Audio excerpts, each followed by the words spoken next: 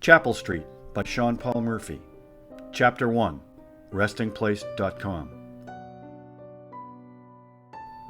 June 2016. I am a cemetery junkie. My obsession was an outgrowth of genealogy. As a bachelor with no children of my own, I turned my eyes backwards towards my ancestors. I traced all of my familial lines back at least a couple of centuries. In the process, I talked to hundreds of cousins while compiling my extensive family tree. They tended to be elderly women, happy to share the stories that their own children and grandchildren had grown bored of hearing. As the years passed, I found myself attending their funerals out of gratitude for the stories and photos they shared with me. Perhaps because of all the funerals I attended, I developed a desire to visit the graves of all of my ancestors.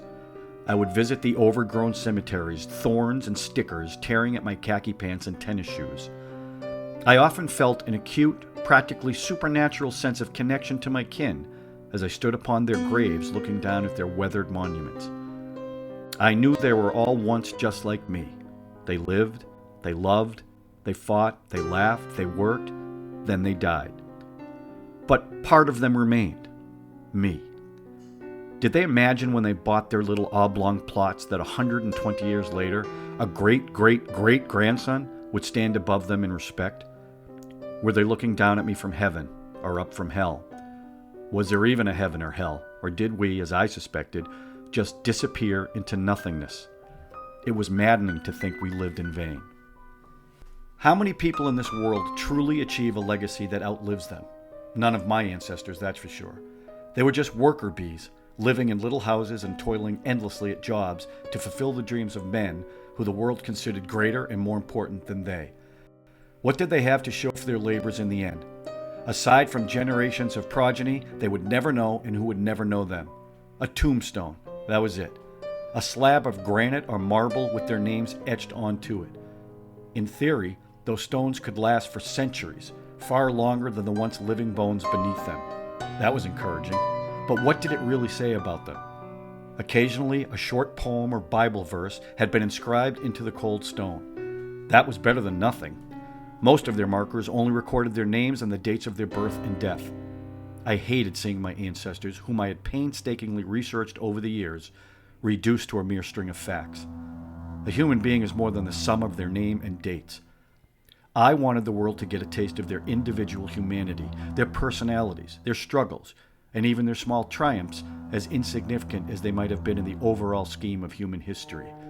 I found the perfect place to honor my family at restingplace.com, a vast online database of millions of graves slowly compiled by thousands of volunteers around the world.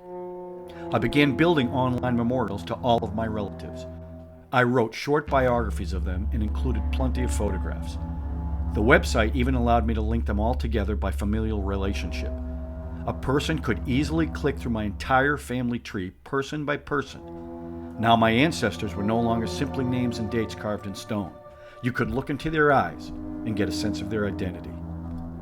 In my own way, I granted my family cyber immortality, which was probably the only actual form available. I couldn't bring myself to accept any sort of spiritual continuance, despite my nominally religious background. My parents were both Catholics. They were not necessarily weekly churchgoers, but they took their faith seriously enough to send my brother Lenny and me to St. Dominic Elementary School. After my father Stan's death in an automobile accident, my mother took us out of Catholic school and unceremoniously dropped us in the Baltimore City public school system. It was probably an economic decision, but I suspect it was also her way of rejecting the cruel God who prematurely stole her loving husband. She attended church much less frequently as the years passed. In the end, she only went for weddings and funerals and the occasional Christmas when she was feeling sentimental. Still, my mother didn't reject all spirituality. She believed in signs and omens and became obsessed with charlatans and fortune tellers who played her like a violin. My religious beliefs also changed with the death of my father. I stopped believing in a loving God who took a personal interest in the lives of his people. It wasn't until college that I pretty much closed the door on the very concept of God itself. I wasn't an atheist. Atheism was too intellectually arrogant for me. I accepted a limit to human knowledge. I could concede that an entity we could define as God could possibly exist somewhere in some unknown dimension. However, For all practical purposes, I believe we human beings were on our own. When we died, we just blinked out of existence. That reality fired my resolve concerning resting place. In the absence of God, I would provide the human race what little measure of immortality I could muster. I began documenting the graves of strangers when I ran out of my own relatives, starting with a small Methodist cemetery a few blocks away from my apartment. One sunny Saturday afternoon, I walked through it and photographed every tombstone. I spent the rest of the weekend uploading the photos and documenting the graves on the website. Whenever I came upon a name I found particularly interesting, I would research the individual on various genealogical websites and include the information I found. I found it a very rewarding hobby, much more interesting than my day job as an accountant at Johns Hopkins Hospital. My primary responsibility consisted of checking physical inventories throughout the hospital, counting all of the essential implements of modern medicine. The doctors and nurses got the glory, I got the clipboard. By the time I finished my rounds, it was time to start walking those same corridors again. At least I got some fresh air when I documented the graves, and people really appreciated my genealogical efforts. Every week I got emails from happy people thanking me for finding the graves of their relatives. No doctor ever thanked me for ensuring that rubber gloves were nearby when he needed one. No patient did either, for that matter. I also made it a habit to fulfill photo requests that people submitted to the website. I would drive out to the cemetery and get the location of the requested grave from the office. Sometimes the cemetery had no record of the loved ones in question.